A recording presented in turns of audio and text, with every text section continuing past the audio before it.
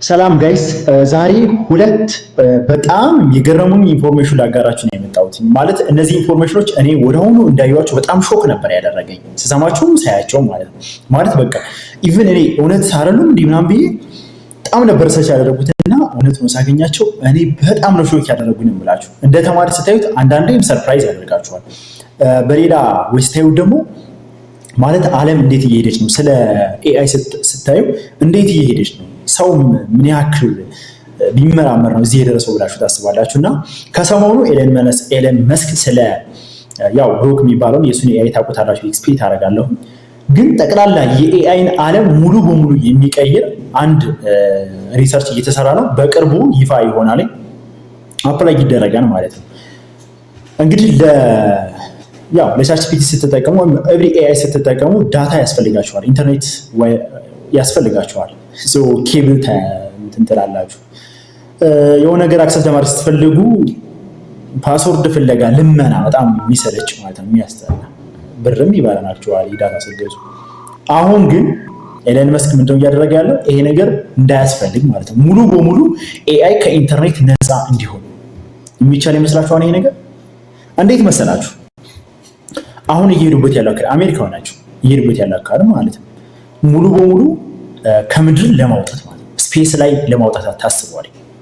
ሄደውበታል አብዛኛውን። አሁን ነገር ብዙ ነገር እንዳየሁት ከሆነ ጀስት ጨርሰውታል ማለት ይቻላል። እና በቅርቡ ይፋ ይሆናል። እንደምታውቁት እንዴት ነው የሚሰራው ኤአይ? ለምሳሌ እኛ የምንጠቀመው ቻት ጂፒቲ የሆነ ጥያቄ እንጠይቀዋለን። እሱ ጥያቄ አሜሪካ ነው የሚሄደው ታውቃላችሁ።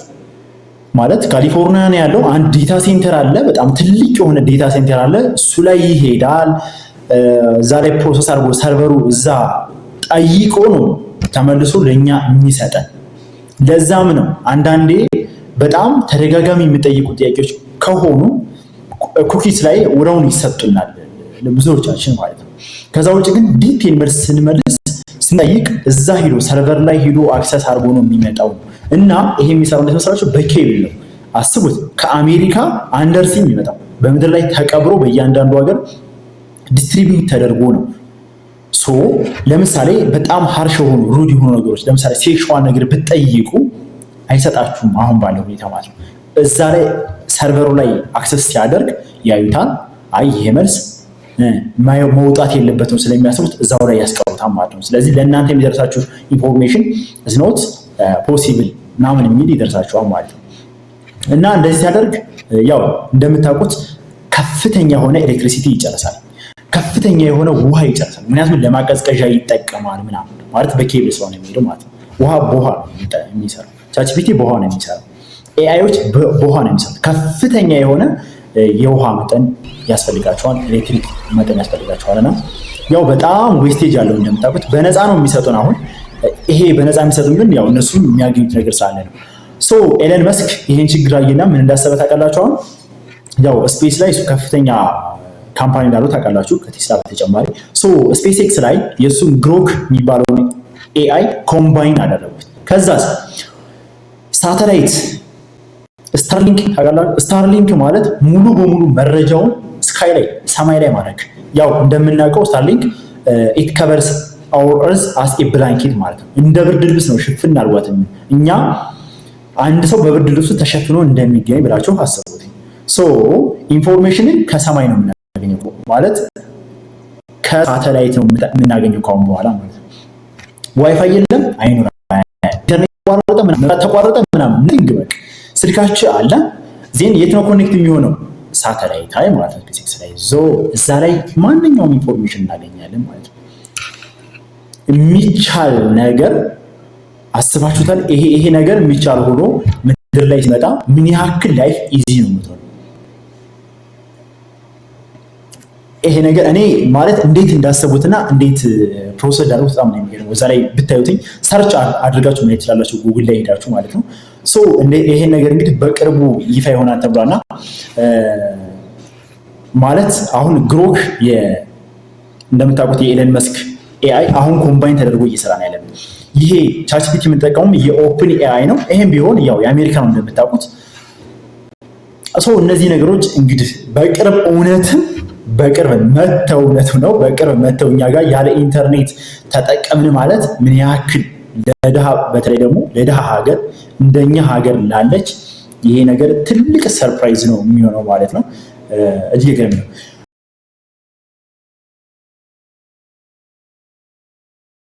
ማይክሮሶፍት ነው አክቹዋሊ ማኔጅ ያደርገዋል። እሱ ከክላውድ ኤአይ ጋራ ጸብ ፈጥረዋል። ክላውድ ኤአይ እንግዲህ እንደምታውቁት ቤስት የሆነ ትልቅ የኤአይ ካምፓኒ ነውና የጸባቸው መነሻ ምን እንደሆነ ልንገራችሁ። ቻትጂፒቲ የምንጠቀመው እኛ ኖርማል ጠቀመው ቻትጂፒቲ በነፃ ፍሪ ቨርዥን ነው።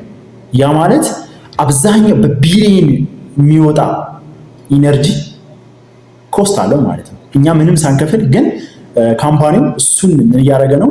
ለእሱ ይበጅታል። ታውቃላችሁ ብዙ ውሃ ይጨርሳል፣ ብዙ ኤሌክትሪክ ይጨርሳል።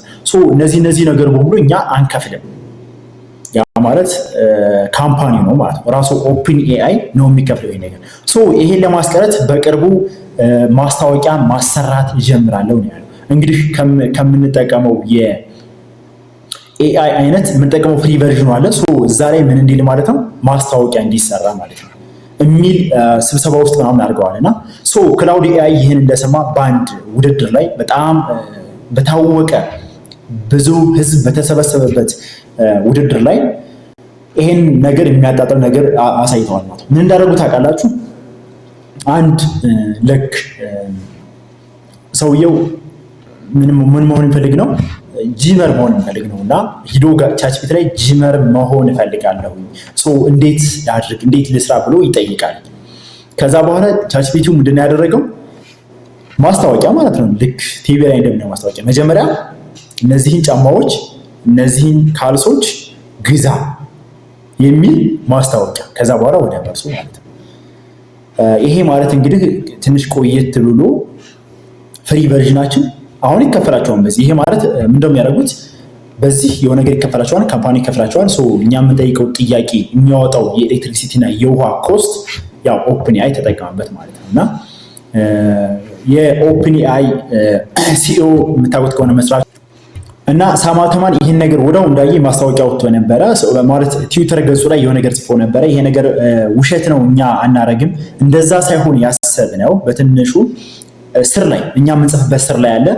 ሌትስ ሾው እኛ የምንጽፍበት የኤአይ አይነት እንደምታውቁት